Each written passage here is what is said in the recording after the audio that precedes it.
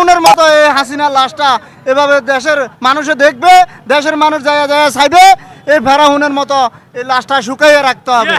জনগণে দেখো এই দেশে নির্যাতন যেভাবে করছে, যে আলেম ওলামা মারছে, যে বিএমপির উপরে এত নির্যাতন করছে, বিএমপির একটা লোককে কথা বলতে দেয় নাই। বিএমপির আশপাশে এই ক্লাবের সামনে হাঁটতে পারতাম না, আমরা এই ক্লাবের সামনে আমরা চলতে পারতাম না।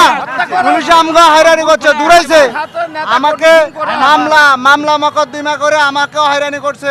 আমার কয়েকটা মোবাইলে বিএমপির কোনো ছবি রাখতে পারতাম না। এই মোবাইলে বিএমপির ছবি দেখলে মোবাইলটা নিয়ে যাইতো। আমাদেরকে খুব হয়রানি করছে, বুঝছেন ভাই। আমরা খুব কষ্টে কথা বলতে হচ্ছে ভাই। আমার বাড়ি হলো নোয়াখালী, আমি এখানে থাকতাম, আমি এই পল্টন অফিসে থাকতাম, পল্টন অফিসে থাকতে আমি কাজ করতাম। এই কাজ করে এই অফিসের সামনে হাঁটতে পারতাম না ভাই।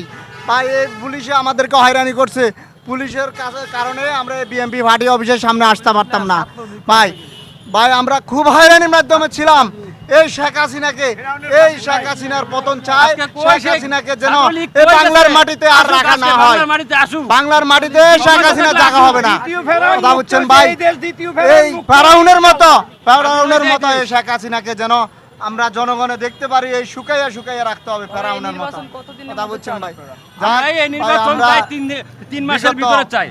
বিগত 16 বছর কষ্টে জীবন কাটাইছি, কারো কাছে যাই নাই, হাত পাতায় নাই ভাই। আমরা খুব কষ্টে ছিলাম। এই জন্য এই কথা বলে আমি আমার বক্তব্য শেষ করলাম। জয় বাংলা, আমাদের বাংলাদেশ জিন্দাবাদ, বাংলাদেশ জাতীয়বাদী দল।